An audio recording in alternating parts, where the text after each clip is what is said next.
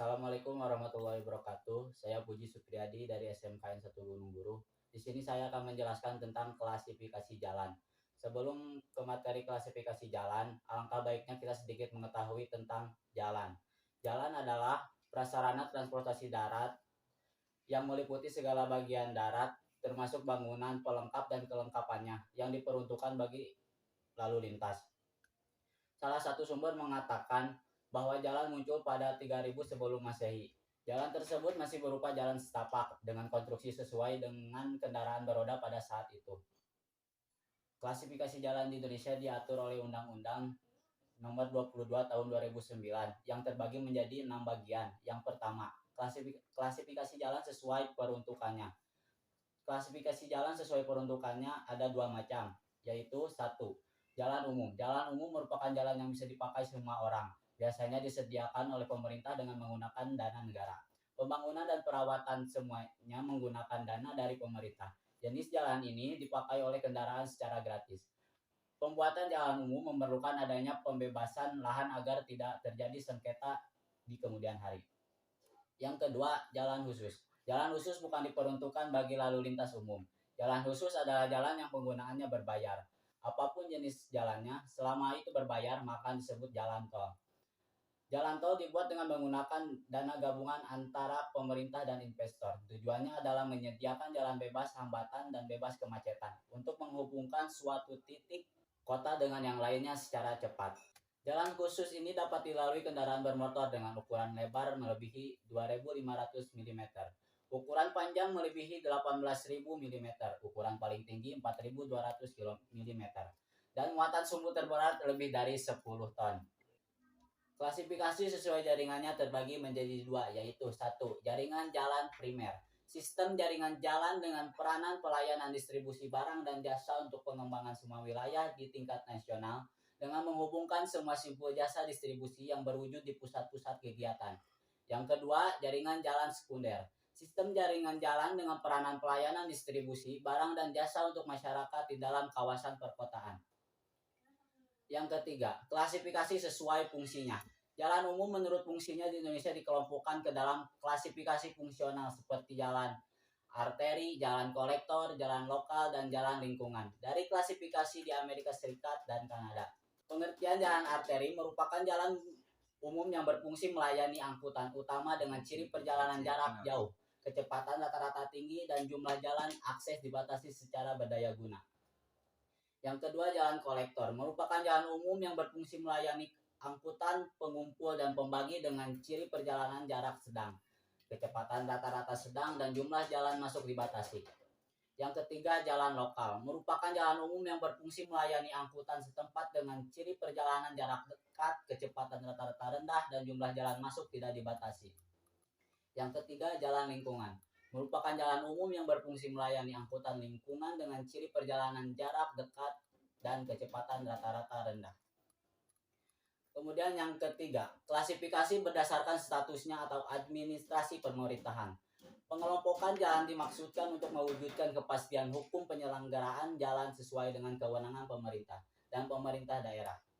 Jalan umum menurut statusnya dikelompokkan ke dalam jalan nasional, jalan provinsi, jalan kabupaten, jalan kota, dan jalan desa. Pengertian jalan nasional yaitu merupakan jalan arteri dan jalan kolektor dalam sistem jaringan jalan primer yang menghubungkan antar ibu kota provinsi dan jalan strategis nasional serta jalan tol. Yang kedua, pengertian jalan kabupaten merupakan jalan lokal dalam sistem jaringan jalan primer yang menghubungkan ibu kota kabupaten dengan ibu kota kecamatan, antar ibu kota kecamatan, ibu kota kabupaten dengan pusat kegiatan lokal, antar pusat kegiatan lokal, serta jalan umum dalam sistem jaringan jalan sekunder dalam wilayah. Yang ketiga, jalan provinsi merupakan jalan kolektor dalam sistem jaringan jalan primer yang menghubungkan ibu kota provinsi dengan ibu kota kabupaten atau kota, atau antar ibu kota kabupaten atau kota dengan jalan strategis provinsi. Jalan kota.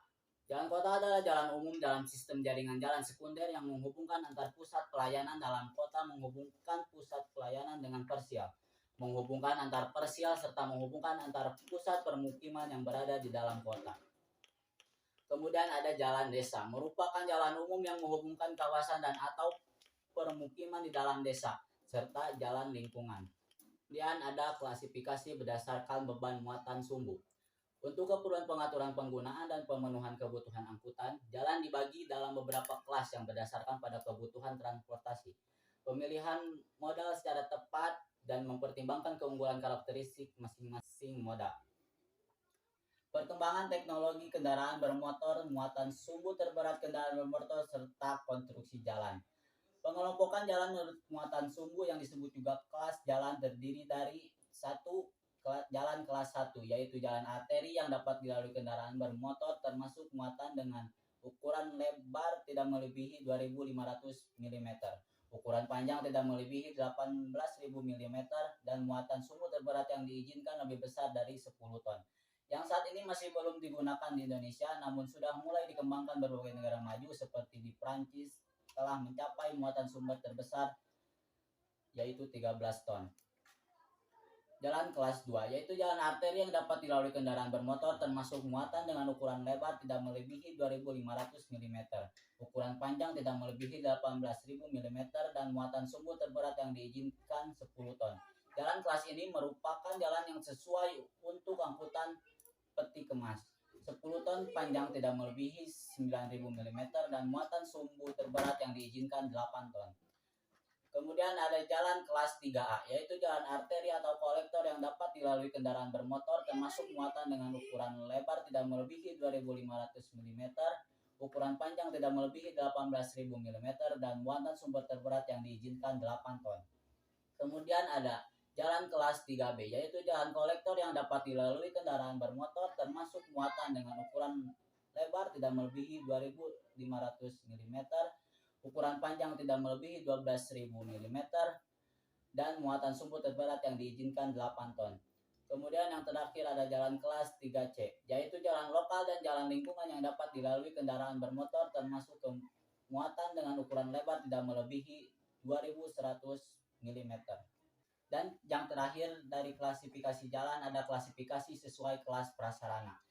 Klasifikasi sesuai kelas prasarana ada beberapa bagian, diantaranya 1. Jalan bebas hambatan, jalan yang memiliki prasarana yang dapat meminimalisir hambatan perjalanan, sehingga jalan bebas hambatan memiliki pengendalian akses masuk secara penuh.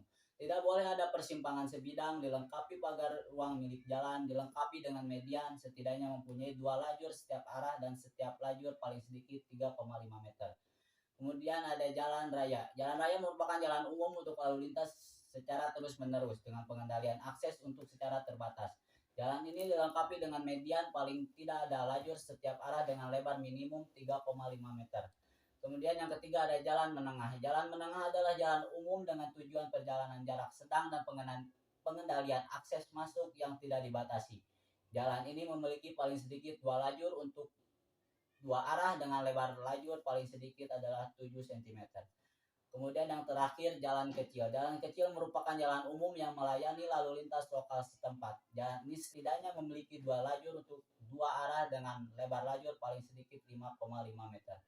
Sekian yang dapat saya sampaikan. Mohon maaf jika ada kata yang tidak berkenan. Terima kasih. Wassalamualaikum warahmatullahi wabarakatuh.